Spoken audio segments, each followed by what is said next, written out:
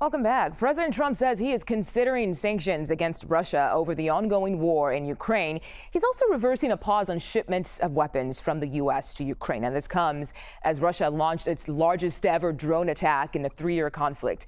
The strikes involved more than 700 drones and 13 missiles overnight. No injuries or deaths were reported. Now, during his cabinet meeting just yesterday, the president used strong language to express his frustrations with President Vladimir Putin. We're not happy with Putin. I'm not happy with Putin. We get a lot of thrown at us by Putin, for you want to know the truth. He's very nice all the time, but it turns out to be meaningless. Do you want to suspend him? Lindsey Graham has a sanctions bill on Russia. Do you want him to vote? I'm looking at it, yeah. No, I'm looking. The Senate is passing and passed a very, very tough sanctions, but yeah, I'm looking at it. Let's bring in CBS News Chief White House correspondent Nancy Cordes. Nancy, good to see you today. Some very strong language from the president there, but what more can you tell us about him putting pressure on Putin to end the war in Ukraine? Right. I mean, clearly his frustration is mounting as he and his aides try to encourage some kind of ceasefire at the very least between Russia and Ukraine. And yet Vladimir Putin is only stepping up his attacks on Ukraine and specifically focusing on civilians and civilian targets. We saw one of the largest drone attacks of the entire conflict just in the past 48 hours. And so President Trump, who in the past has often gone out of his way to praise Vladimir Putin and to avoid criticism, at this point is just being much more forthcoming about his frustration. The Russians did respond, especially to the fact that President Trump went on to say that he wants to continue shipping defensive weapons to Ukraine, despite the actions taken by the Pentagon last week to halt those shipments. And President says that Ukraine needs them to defend themselves. And the Russians argued that this is going to get in the way of peace if the U.S. is sending aid to Ukraine. But this is something that the U.S. has been doing for 3.5 years now.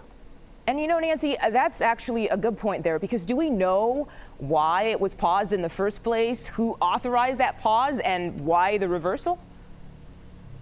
This story continues to unfold. Initially, Pentagon aides said that there were concerns about the weapons stockpile, that the stockpile was getting too low, although that was contradicted by other aides. According to media reporting, we were also told that the pause took place as the result of a broader review being conducted by policy officials at the Pentagon to ensure that our weapons shipments around the world were in comportment with the president's goals and his America First agenda. But we've never been able to determine whether weapons being shipped to any other countries like Israel were paused as well. And there has also been reporting that the president himself was not informed before the shipments were paused and was frustrated by that.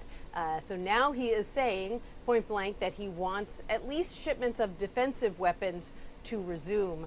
And this is kind of an unfolding story, Mugo. It doesn't feel like we've completely gotten to the bottom of it yet. Oh, yeah, definitely more to come on that. And Nancy, let's talk tariffs, because as you were talking to me, the president was over on social media posting more letters threatening basically to increase tariffs on so many countries. So what are we expecting there? What is to come? And we're taking a look at some of that post he made on Truth Social.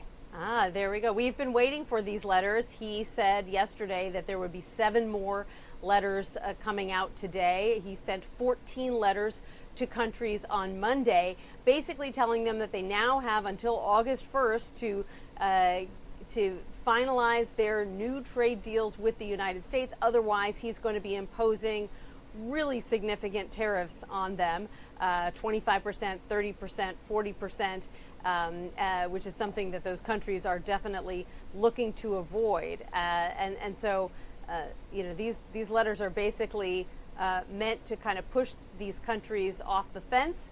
And even though these deals typically would take months, if not years. Right. He wants them completed in the next few weeks, and some of our trading partners have already indicated they want to get those deals done as well because they want to avoid these really punishing tariffs. Yeah, we shall see what happens. Nancy Cordes for us at the White House today. Thank you so much for your time.